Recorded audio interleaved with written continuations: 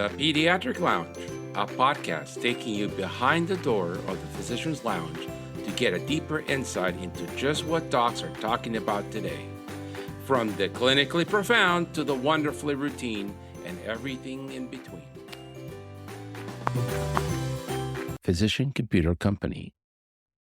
PCC empowers independent pediatricians, streamlining daily operations and improving financial stability. A trusted pediatric partner for 40 years, we offer award-winning support, personalized training, seamless data transitions, and practice analytics. With inclusive pricing, a lively peer community, and a free annual users conference, you can focus on what matters the most, your patients. Explore more at pcc.com. That is pcc.com. Welcome once again, and thank you for joining us in the Pediatric Lounge. Today we will be talking to Dr. John Farell, who is a third-generation pediatrician and a good friend of mine. The first part of the episode deals with the practice of pediatrics since he joined his dad's practice in 1996 in Reston, Virginia, and grew it into 2 offices with 15 clinicians. The second part of the episode deals with bullying, death by suicide, and advocacy, how a pediatrician gets a bill into law in Virginia. George, how are you? Thursday afternoon for a change. Yeah, today we have a great physician, Dr. John Farell. He's going to talk to us on a topic that's interesting for a lot of people in pediatrics, moving an anti-bullying bill into law. How do we do this? I think most people don't know how this happens. So you'll enlighten us, Dr. Farell. Yeah. Dr. John is a dear friend of mine. He was very kind to trust me and allow me to care for his kids at Pediatrics Tonight for many years. He also was able to calm me down when my teen son would ask me the most embarrassing questions. We've been friends for a very long time, and I really appreciate him being on the podcast, but most of all, his enduring friendship and trust in my care of his kids. Welcome, John. Thank you very much. I'm humbled to be here looking at your list of guests, and I'm your primary care pediatrician, but really happy, and I love the format. So thanks for. You are a physician leader. I do think this is an example of how I wouldn't have expected myself to have achieved this, and it comes with a lot of help, and we can talk about that. John, we always start the podcast by asking people, why did you become a pediatrician? I grew up in Reston, Virginia, not too far from where Dr. Bravo is sitting now, and my dad and my grandfather were both pediatricians. And I think my dad used reverse psychology on me, telling me not to get married, not to have children, and not to go into medicine. And if I did, don't become a pediatrician. So being a young and rebellious man, I decided to basically go against all of his pieces of advice. But honestly, in medical school, I just bonded, as I think most of us did, to the pediatricians. I found them to be the happiest people and the people that I was most comfortable talking to. So I never asked you this question. Do you have brothers or sisters, and did any of them follow into the medical career? Yeah, no, I was the only one to go into medicine. I have 1 brother and 2 sisters. One's an attorney, but nobody else went. And I have 3 of my own boys, and none of them went into healthcare. So the line ends here. Oh, wow. Maybe a grandchild. Maybe, yeah. So when you came back from medical school or residency in Pittsburgh, you joined your dad's practice in Reston. And Reston back then was the boonies. There was still a lot of farmland in between DC and Dulles Airport. Today is a mega city, right? There's not a space left on that highway. What was your dad's practice like when you came back?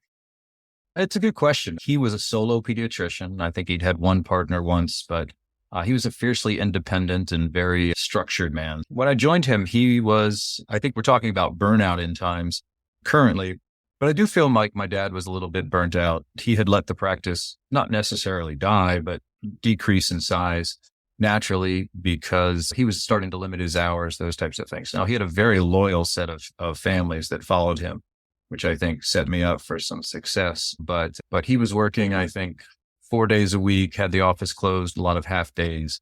But like I said, had a loyal following and had a great reputation in the community. So it was certainly wonderful to walk into that and then to get to work with him, to work side by side with your father and have him teach me all that you didn't know from residency, all the stuff about, I must have consulted with him 100 times about rashes, still use the lessons he taught me today. So that was So your dad was obviously not on EHR.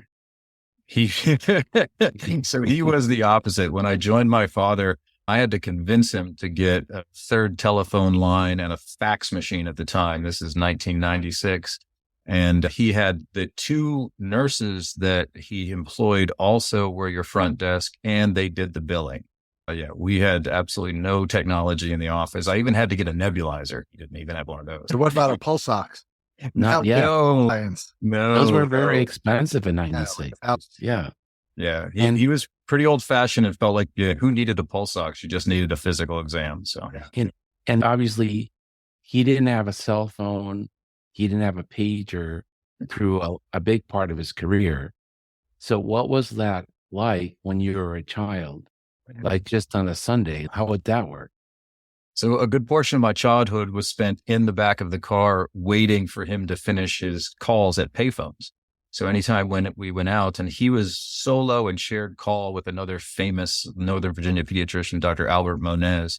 And so he was on every other weekend. So when we were out, we would have to stop. He would feed quarters. We always has a thing of quarters. He would feed them into the telephone, call the answering service, get a list of parents to call back. And we would just have to sit there, the 4 children, while he made phone calls from a payphone. And did people visit your house if you wanted to see a kid? You would be having supper and they come on the porch and he'd take a look and decide whether you needed to do something. That's how myself and my siblings got chickenpox, actually.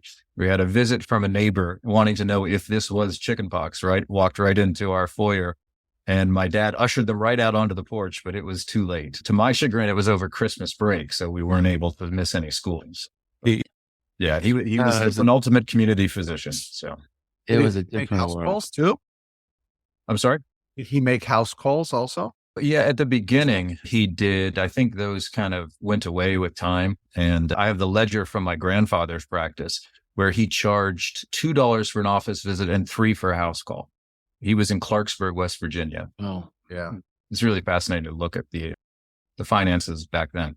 Yeah. but they didn't have to pay for their dinners.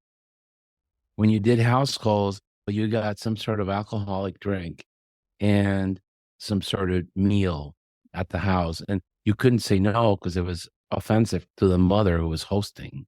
Yeah. She would make you a meal and she'd give you a drink and then you go on to the next house. Exactly. It's a very different world. So what advice, you basically went from a solo pediatrician Mm-hmm. to multiple offices and a large group.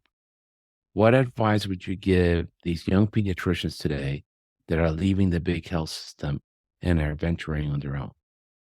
Wow, that's a pretty broad question. But I mean, I think obviously you have to look at the size of the practice. I guess I can only speak from my experience. When I joined my dad, I knew that I didn't necessarily want the lifestyle that I had grown up with. I wanted to make sure that I had some weekends to be with family and also to have a practice where I felt like the patients knew me and I knew them. So striking that balance is, as you guys know, it's always difficult.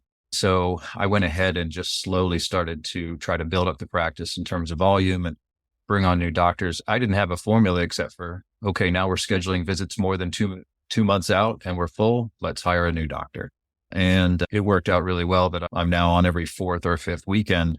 And I get to spend time with my boys when they were little. And now as they're older, travel with them if I need to. A lot of it is size of practice. And then also how much are you willing to trust your partners?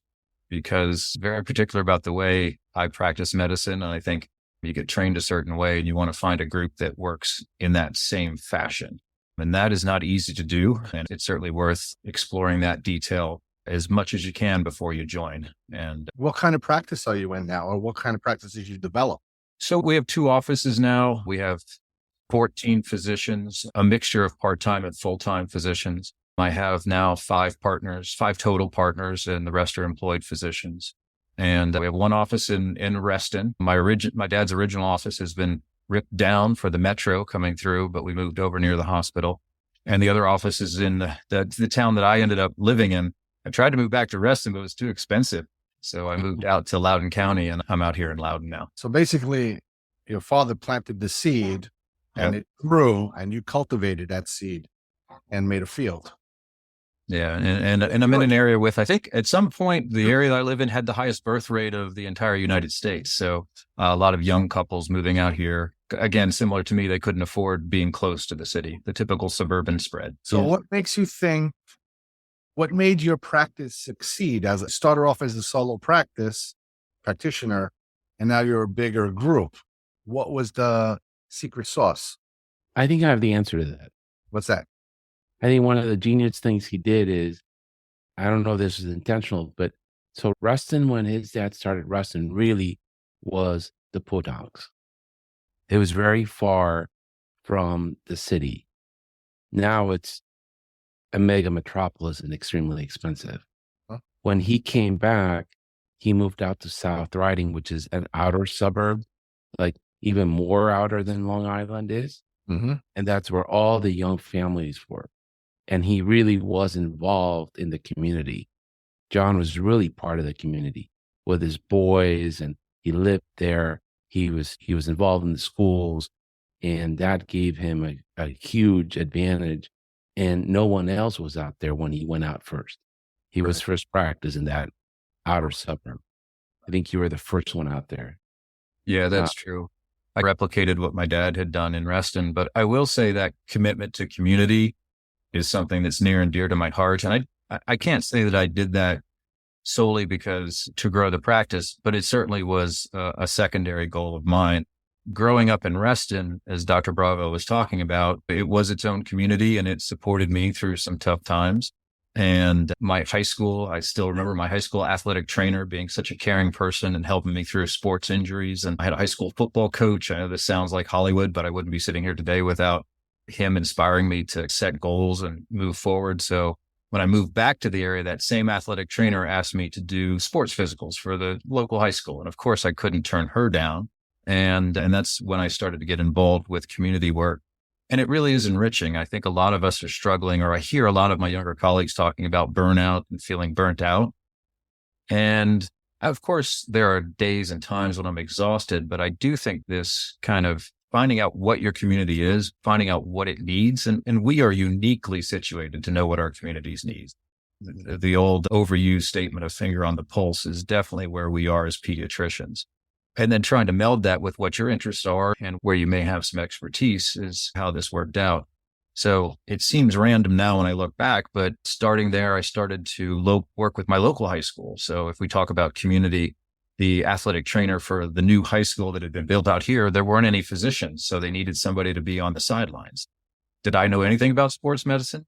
Wasn't particularly trained in it, but I had 3 sons and people kept asking me about injuries when I was on the sidelines. So I had done some self-education and then I started to spend time there. And I will tell you guys, I learned more from that athletic trainer than I learned in any orthopedic rotation being there.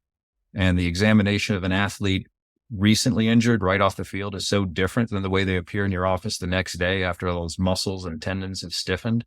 So it really helped me in my practice to build up that knowledge base and then serve that population. That was my first commitment. And it does get you seen because high school football is high school football. Get a lot of folks from the community going.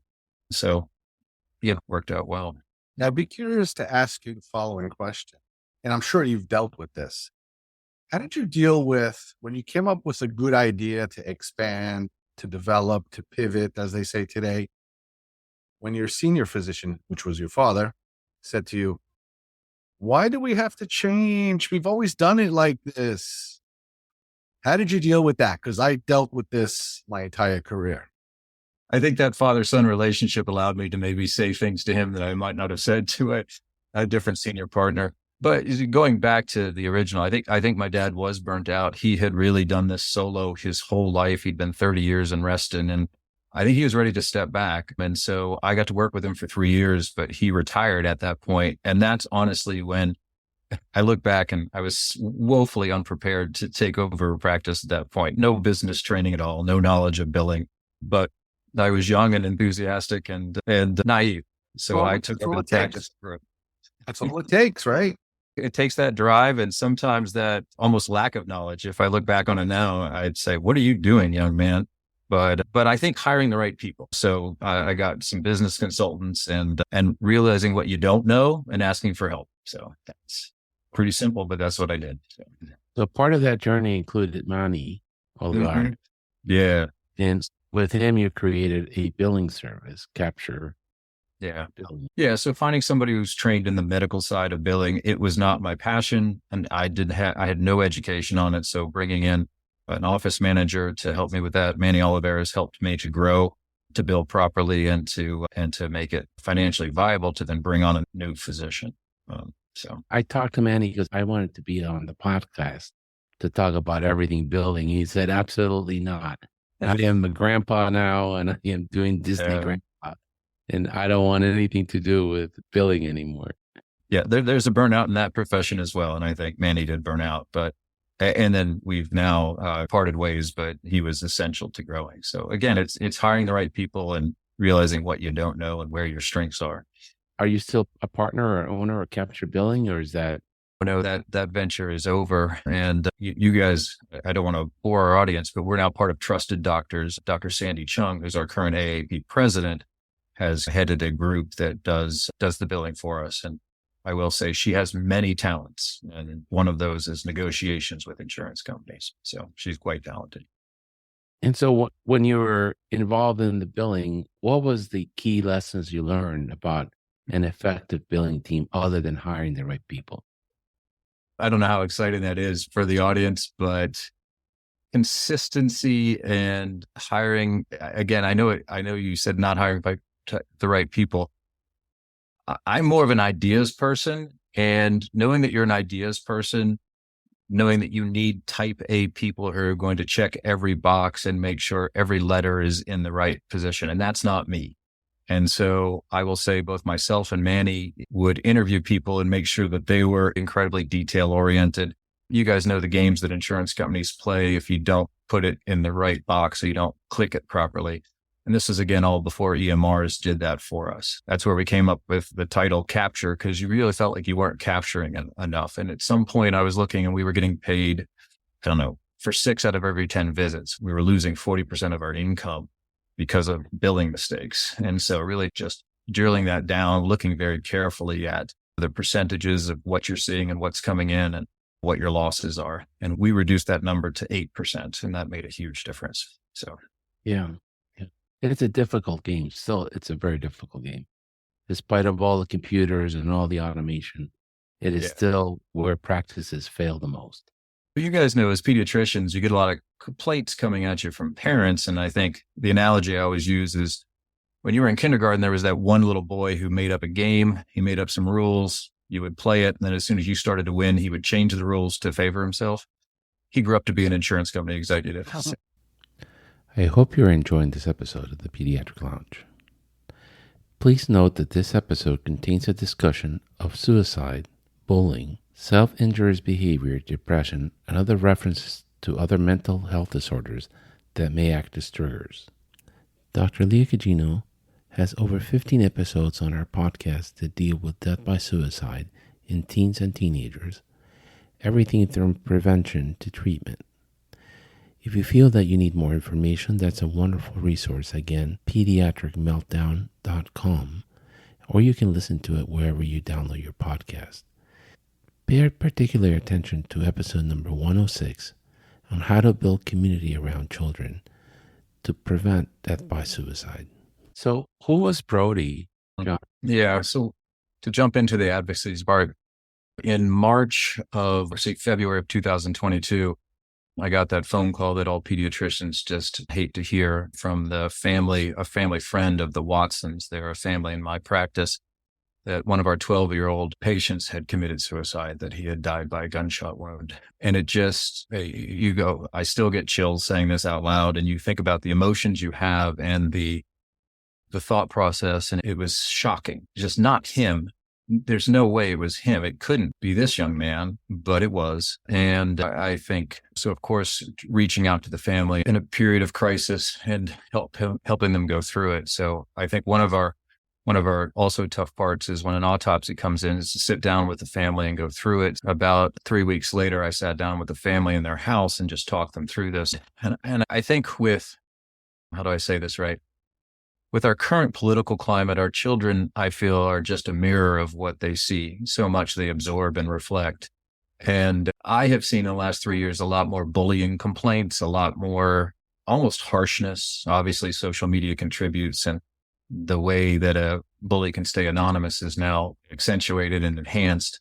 But I just know those complaints come through my office every day. I'm dealing with them all the time. And the severity and the frequency of this comes in. So Brody had been bullied. He was I would state he's the alpha male of a 7th grade class. He was very smart, good looking kid, very athletic. And I think a group of 8th graders had just decided to pick on him. And I don't think he'd really been in that situation before. He didn't have that experience and certainly had the pride of, he was the kid that looked out for the other kids. So he had come off the bus one Monday and went to a school administrator and was in tears. And that school administrator talked to him, sat him down, found out that this had been happening recurrently. And in the current school system we have in Virginia, you have 5 days if you're a school administrator to report an episode of bullying.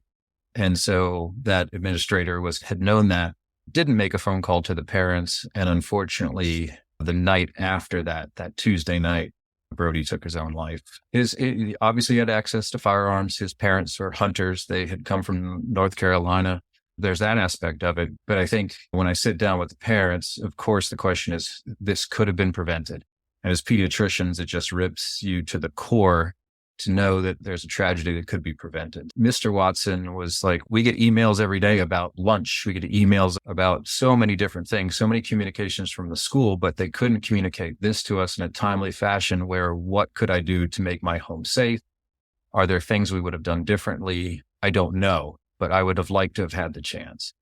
At that time, I was serving on the American Academy of Pediatrics School Health Task Force. It had been formed during COVID with an attempt to try and help Virginia schools with how to navigate the pandemic and everything there. So it was a pretty big group. I had Dr. Leah Rowland from Virginia Beach as the chair, Chris Powell, who's our current president, part of that group. And I went and looked at all the different counties of Virginia, and there was quite a disparate number of days. So in Loudoun and Fairfax, it was 5 days. There was a county down in Southwest Virginia that had 12 days before notification.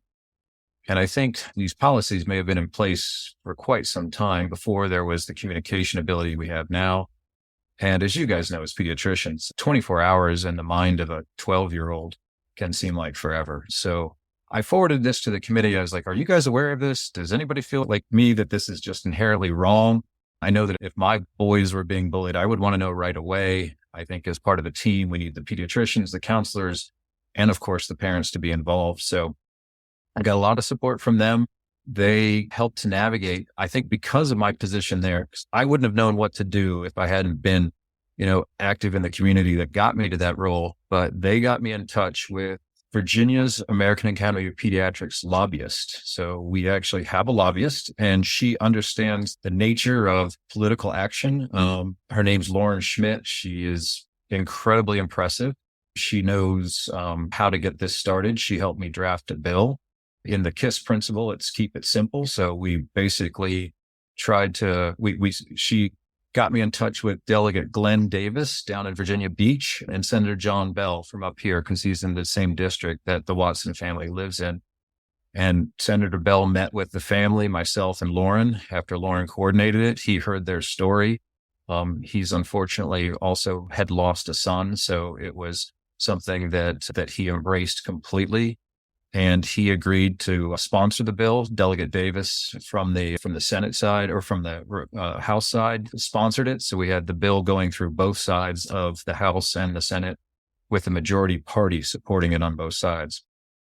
So after Lauren submitted that and we had the support, the bill gets put in committee. That bill went to the House subcommittee and the Senate subcommittee for education. And so in one day in January, there is a testimony that can be given by people who want to speak about the bill with a lot of bravery. Mr. Watson and Mrs. Watson and myself, the bravery is coming from their side, went down and testified in front of the 9 senators and then 9 delegates and 5 senators. We did it twice in January. And you can imagine the testimony from Mr. Watson up there. He turned to me and said, I don't think I could do this. And I said, just read it. just go up there and read it. And he went up and read it, and there wasn't a dry eye in that room after he finished. And we got a little pushback from school administrators, but they actually, after hearing his testimony, pulled back a little bit. Lauren had talked to them before. A lot of stuff goes behind the scenes, as you guys know, and she understood what their issues were, but with this on the floor. And interestingly, when we were there, two other families who were there for other reasons got up and spoke about zero tolerance for bullying and what it means, and really helped support the bill. And it was unanimous. It went out of committee. So if you guys remember the Schoolhouse Rock on I'm Just a Bill on Capitol Hill, Right. we did get out of committee. And then it goes to the full House and the full Senate where it gets voted on. And I'm really proud to say it was unanimous. It passed 100-0 in the House and really passed the Senate unanimously. So it was signed into law on July 1st. And there was a ceremony. Governor Youngkin was there, and they presented the bill. The Watson family went up, and the hope is that this will change some things. I do feel, and I wanted to talk to school administrators before doing this, and I feel like, I certainly wanted to hear their side of it. And it's a little bit like a law that one of my friends pointed out. It's a little bit like a law that pediatricians have to wash their hands between each patient. Most people are already doing 24-hour notification, and most pediatricians are washing their hands. But for the one time it slips through, we just don't want that to end up in a tragedy. So pretty proud of it. We hope that saves some lives going forward. And again, the whole thing was supported by the American Academy of Pediatrics, Chris Powell, Dr. Rowland. Barbara Boardman is a pediatrician from up here, worked for Kaiser. She is now working with legislature stuff. A lot of this stuff was going on for the 25 years I've been in practice without being involved with the AP. I had no idea how much work goes on and how much they do. But if anybody who's listening to this is interested, that is really your avenue to get change done. I feel like I just stumbled into this and blindly went through it, but the support that they gave me helped me get it through, and it's passed. So when it went to the floor, did you have to do some of the calling to the other legislators and senators, or visit them, or get them aware of how important this was? We did. And actually that was where we got incredible support. I'm looking to my other screen because there was in January, there is a legislative day where the entire AAP, we had, I would say probably 50 pediatricians on a white coat day, went down and we visited offices for every single delegate and senator. And we went in groups of 4 or 5 of us, walked in and talked to them about why we supported this bill, what it was meant to be, to give them the human side of it. And we also talked to them about BMAP. We also talked to them about budgeting. We also talked to them about Reach Out and Read, about transgender care. It was really fascinating. Again, this was my first foray into this, but it was enlightening to see. And a pretty powerful experience. So even if I don't have a bill next January, I'm going to try and take that Thursday off and go down, because you can get things done. I think you do feel that burnout sometimes, or that hopelessness that things aren't going to change. But this is one of the most effective ways to do it, is through politics. And it's not easy. And that's where you need someone like Lauren. She understands the ins and outs of this to the depths that it's confusing. And I think one of her points is that there aren't many physicians in the Virginia Senate, or I think there's only one currently, and she's up for re-election. And she says, because you guys are too smart and too logical. And BMAP, is that Virginia Medicaid? Is that the mental access program? If you have a patient who's having a mental health care crisis, the VMAP both does the REACH program to train pediatricians in how to manage mental health care, and also has resources for you with a phone number that you can call to talk to a mental health care professional if you've got a child in crisis and you're not sure which direction to go. And again, I'll drop her name again. That was started by Dr. Chung, and it's really been quite successful. And currently, for example, again, advocacy, there is a push to actually pay us to do the jobs we're already doing. And that is coming from the Virginia AAP. They are pushing our current governor to put into the new budget payment for mental health care services, commensurate with what we are already doing. Because you guys know, if you're in the trenches like myself, that is a daily occurrence, and it's taking inordinate amounts of time, and we're not going to stop doing it, but we should be compensated for it. So that's right. Definitely. Yes. There is a big problem across the country with lack of payment for the services we're providing. Some states are worse than others, but it's unsustainable. I hate to say this, but almost every week we talk to someone who says they have a friend whose practice went out of business, or they have a friend who, one of the ones that really gets to me is a story out of Chicago where the pediatrician's parents were immigrants and they started a pediatric practice in a low income neighborhood. And she inherited the practice and she had to close it because she couldn't make ends meet. Oh, well, $44 is visit. You can't. No. And that's a kind of story that just breaks your heart because it's like she had the connection with that community. She grew up in that neighborhood. She cared enough to come back. She's a smart person. She could have gone to one of the nicer suburbs in Chicago where everybody's got insurance. But she stayed there and she's closed it. And one of our members in our mastermind group, a practice a mile from her, a solo owner, just had enough. And she's closing the practice in a month, moving to the FQH, leaving 3,000 patients without care. And we hear that story over and over again. And it's very sad. The kids can't be taken care of by patient first or an internal medicine doctor. They need pediatricians. And no matter what a great job we've done. Liver cancer is gone. Cervical cancer should be gone. These deadly viruses and bacteria are gone. Rheumatic heart disease is gone. But there's still going to be accidents and sprains and colds and COVID and other H1N1 pandemics. These things will happen. Yeah. And the children will need the care. Happy with all those people? They're just going to go to the emergency room for a sprain and the hospital will bill the insurance company $5,000. They'll get paid $3,000 and they'll move on. That's what will happen. And we'll save $1. Yeah, I know it's a broken system and it's hard to work in it. It can be so disheartening to hear those stories. All I can say is if you're listening to this podcast and you want to get involved, I have gone from 25 years not really being as involved with the AAP as I think I should have. And now that I see what they do, I feel reinvigorated.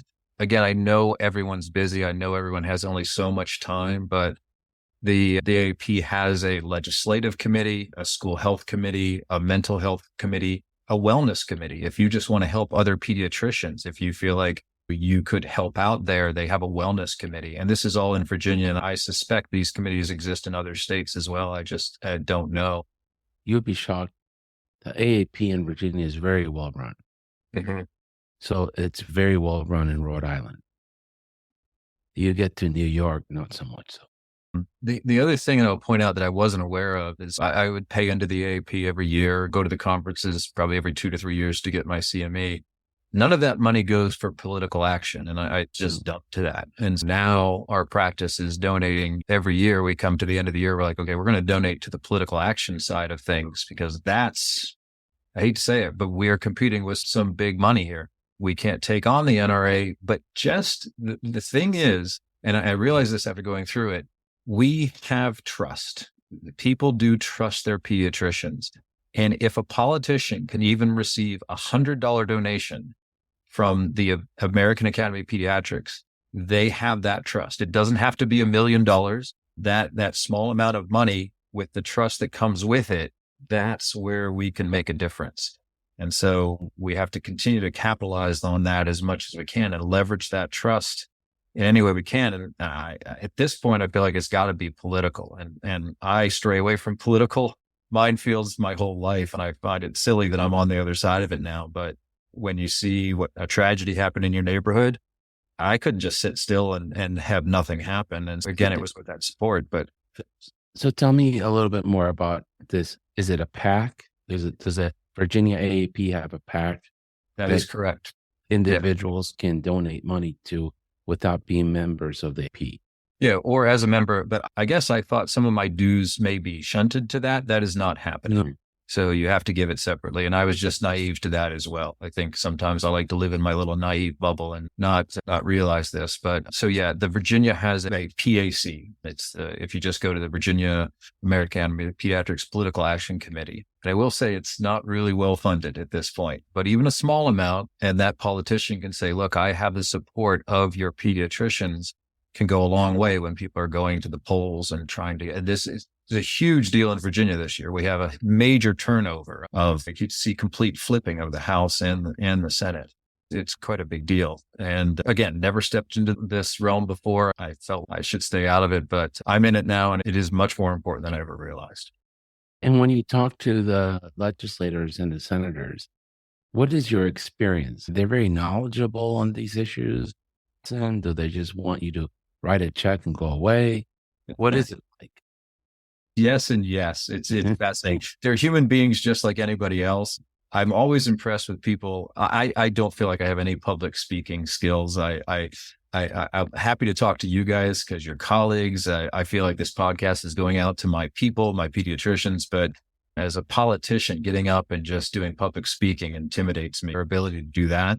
But one of the legislators he literally just wanted the facts. What are you supporting? What do you want me to do? Why should I do it? And that type of thing. So we had to give him the facts, and he was very concrete. Others were just really wanted to know about us, get to know us, get into the depths of why we were supporting what we were supporting. It was a fascinating day. And to answer your question, everything, we came across everything. It was nice to be there with people who are experienced talking to politicians. And I stood in the background and just listened and learned. We had residents come with us. So that was wonderful because one of the bills that was passing was for nurse practitioner care and pharmacies delivering strep tests and others to children. And we got to speak about our level of training and have a resident talk to a politician about what they are just finishing up and how intensive their training is, and to compare that to other health professionals just so they can hear it from the mouths of someone who's just finishing their residency was very powerful. And I think helped sway that vote because they did not grant the extension of privileges to pharmacies here. So that was a big deal. Yeah. I've had a little bit of experience talking to legislators in Virginia, and they're a fascinating bunch. They're mostly lawyers. Yeah. And they know very little about medicine or how medicine works. But they'll sit down and have dinner with you, and they'll ask all kinds of questions and be very intent in what you're telling them, because it's a whole world that they intersect like anybody else. We all at some point intersect with illness. They're really not knowledgeable about how things get funded, financed, how things work, why some neighborhoods are doing better than others. They just get a bunch of talking points from their national leadership, and they think that's all there is to it. And there's so much more nuance. It's really by county. But do they have any power to actually do anything? Do we? Whoever we talk. Yes, we do. We only lose our power when we think we don't have a voice. Yeah. I mean, those politicians definitely have the power to change things. And I saw that. I was worried that this bill wouldn't pass because the school legislatures were against it. They wanted more time to report. They were worried about, I'm not exactly sure what they were worried about. We didn't really give them a chance to argue with the emotion behind our bill, but this bill could have died. A lot of bills about transgender care, they were really interested in, to your point, Dr. Bravo, they're really interested in what our side of the medicine world is. They wanted to hear it. I didn't feel like I was I truly think they wanted to hear our opinion, and I don't know if it swayed them or not. I know they've got all kinds of voices in their ears, but it is important for our voice to be one of them. And the way they vote can really change both our schools and our kids' care dramatically, and our compensation. That's another story for another day.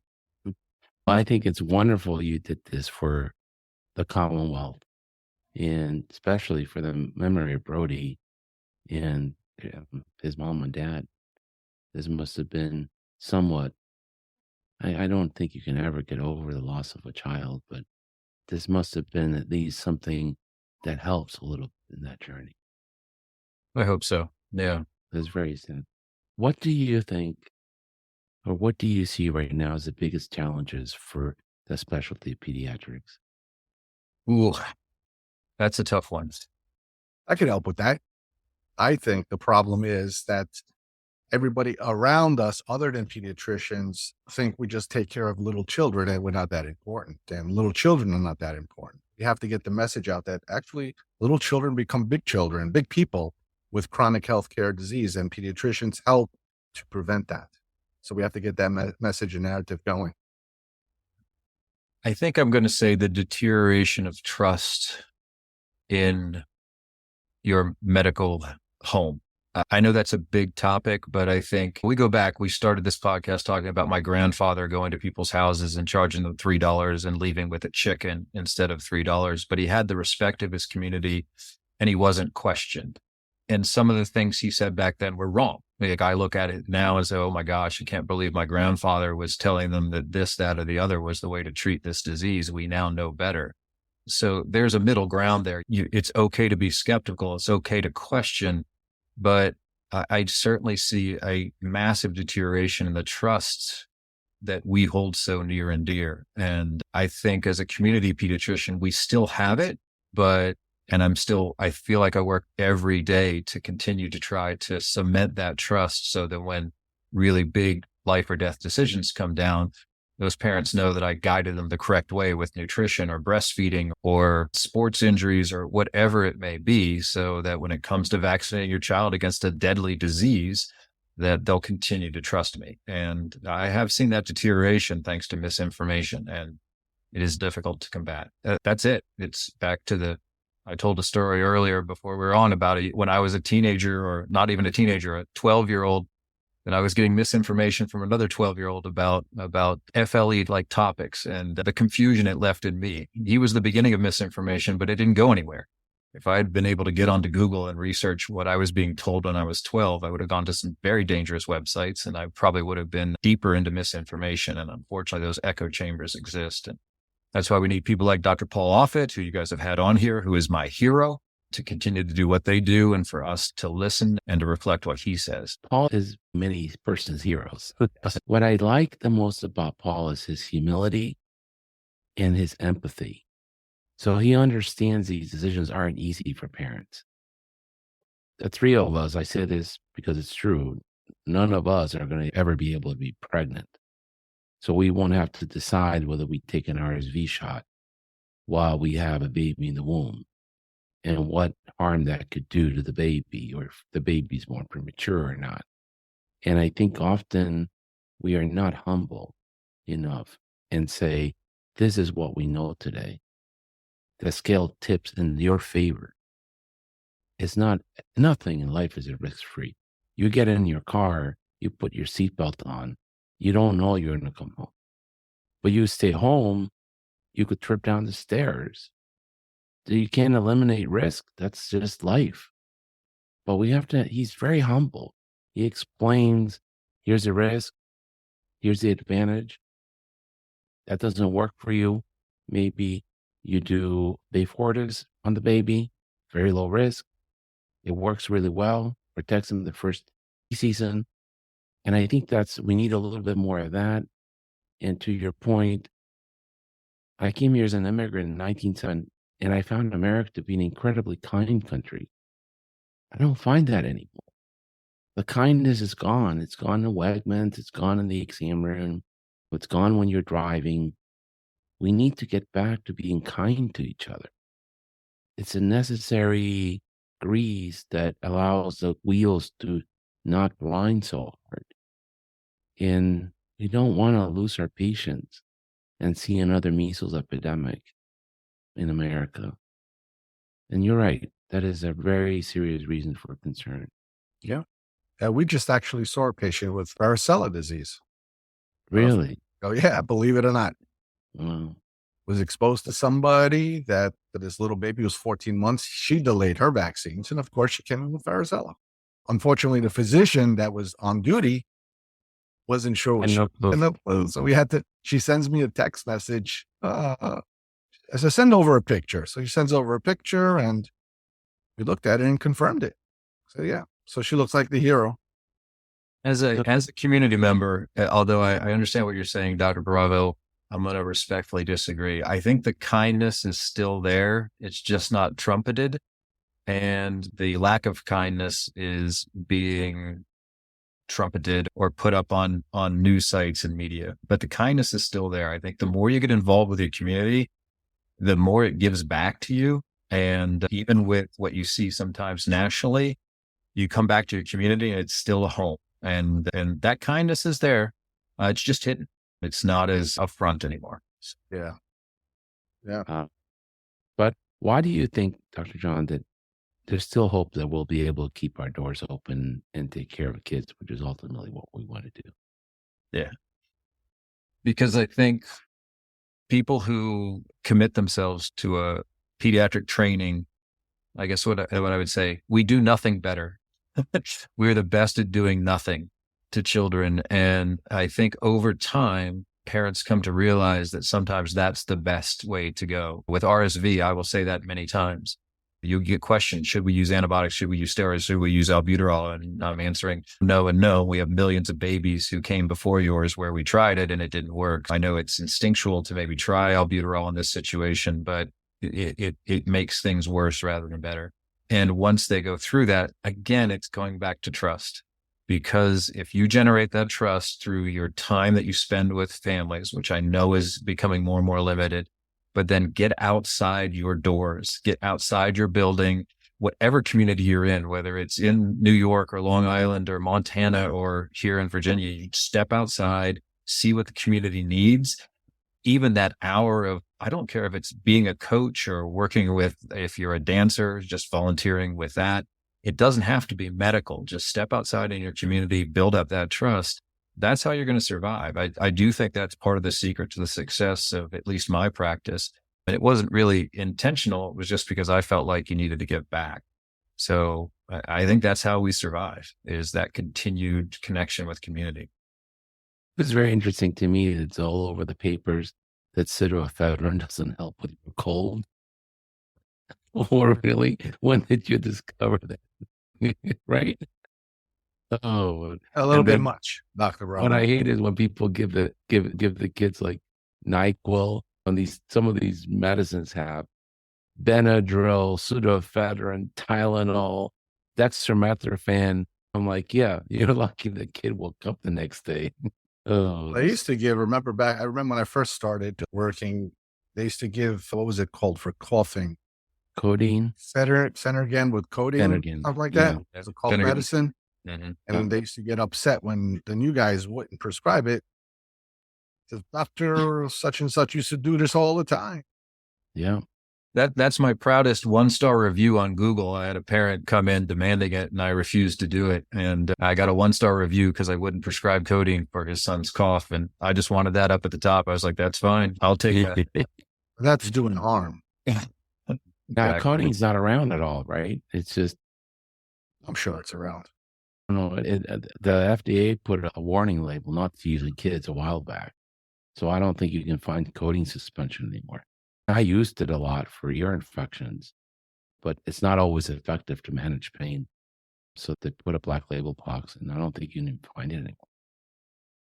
It's pretty interesting how things change. Dr. John, what have I not asked you that I think is important to talk about? Oh, boy. I don't know. It seems pretty complete. I'm trying to think. I have a good question for you. Yes, sir. If you were Dr. John of 25 years ago, 30 years ago, yeah, would you do it again? Oh, absolutely. Without a doubt. Would you recommend it to your sons or your family members? I tried hard. One son was a biology major. He got there, just did that left turn at organic chemistry, and you know how it goes. And they're all working with computers and the internet now. But yes, I would absolutely recommend it. I do get upset with physicians who try to turn people away from the field of medicine. I understand that there are obstacles, but I'm a big follower of stoicism and philosophy, and the obstacle is the way. They put it there for a reason, and that's how you get through it. So if you were to ask me, I would say I would do it again. Yeah, I would do it again. And my son is in medical school right now. He's a third year, and hopefully he'll go. I'm not pushing him, but hopefully he'll go into pediatrics. Yeah. And there's computers in pediatrics. Dr. Bravo. Yeah, I have plenty of computers. Plenty of computer stuff. But most physicians don't want to get involved in this extracurricular activities. I will say, because I grew my practice, once we got to the computer age, I was able to turn over the management to one of the younger physicians, and two of them, and they are wonderful with it. I could take a big step back when that hit. So. And are you on ECW or OP? We are on ECW. Not a fan. I'm not a fan. You don't have to answer that. I'm just going to say not a fan. You probably don't use it enough, but I'm sure I've seen it from the sidelines. It's not too terrible. Oh, yeah. You live with it for a week. You can't tell me. Can you live with it? You can live with it. Because it's inexpensive. That's part of the CIM. At the end of the day, they're all the same. They're all crud. As long as you can function, you can do your day-to-day activities, it's good enough. I don't know. It's better than my handwriting. Let's put it that. That's definitely. Oh, yeah. I have to go admit a patient at Farell. And this is before they had implemented Epic. And my office was all automated. And I sat down and I looked at the pen and I go, no, what do I do? What do I do? I don't remember how to write order sets. I remember when we got the EHR, one of my business partners said, if we could eliminate all the phone calls from the pharmacies that came in asking, what did this guy write? That would be well worth the cost of the EHR. Yeah. And in Virginia is worse because you can't write 3 prescriptions in one prescription. Yeah. Every drug has to be in a separate prescription. Yeah. Oh, some states allow you to put 3 drugs in one. So Really? you just patient wants their date of birth, the date of that you're doing it, you sign it, and you put the 3 things and you hand it to the patient. On one piece of paper? One piece of paper. Oh, I've never heard of such a thing. Chicago, Illinois does it like that. Maryland does it like that. Has to be a big prescription pad. I don't know. You just squeeze it in there. Nobody can read it anyhow. All right. This has been a wonderful hour. Thank you so much for your time, Dr. John. I've always admired you, but now I have an even greater appreciation for the work you're doing. You've been a phenomenal pediatrician in the community, someone that we look up to as a colleague. And I think this was a phenomenal win for the kids in the community with this legislation. Yep. Thank you very much. Thank you, guys. We really enjoy, everybody in my practice enjoys your podcast. And I think it does recreate that physician's lounge that seems to no longer exist. So, yeah. So share our podcast, have your friends share it, spread the word. I think we're becoming a little popular. I don't know, popular, but I think we are changing the narrative. They're changing the narrative. That's a for sure. We want people to realize that there's genius pediatricians in all colors, flavors, and practices. Some are in solo practices, some are in academia, some of them are running their groups, and it's a wonderful group of people. Yeah, and those are the stories we want to share. All right. Are you going to be at NCE, John? I will be. It's in DC this year, so you got to go. And we'll be there also. On the show notes, you will find links to Dr. Leah Gagino's podcast, The Pediatric Meltdown. There you will find links to more information about death by suicide in children. I highly recommend that you listen to her 10 or so episodes if this is an issue that is of interest to you. You may also find in our library gun prevention strategies to prevent death by suicide, the number 1 cause of adolescent and preteen cause of death in the U.S. Please also make it a point to visit our sponsor, PCC, at booth 1626 at the AAP NCE DC 2023. It is because of a generous grant from sponsors like PCC that we are able to bring this podcast to you every week.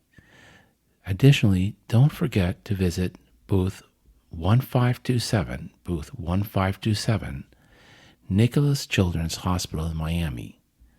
As you all know, I'm a big fan of their CME this year, 2024, will be the 59th Postgraduate CME in Coral Gables, Miami, in March of 2024. This event is put on by our guest and a good friend of the podcast, Dr. Grant Ranney, who is also on the NCE Planning Committee, and he does a phenomenal job of bringing CME that is important to the practicing physician. I would love to see you in Miami and talk some more. So again, don't forget to visit booth number 1527, Nicholas Children's Hospital, Miami, and learn about their CME, March 2024 in Coral Gables, Miami. Thank you for listening. This has been a production of the Pediatric Lounge. On the show notes, you will find links to our co-host and other important notes, as well as a timetable of the topics discussed today. Don't forget to follow us on social media and subscribe to wherever you listen to your podcast. Leave us a great review, as it helps us greatly. In the meantime, we will see you next week. The Pediatric Lounge. The conversations are not intended as medical advice, and the opinions expressed are solely those of the host and the guest.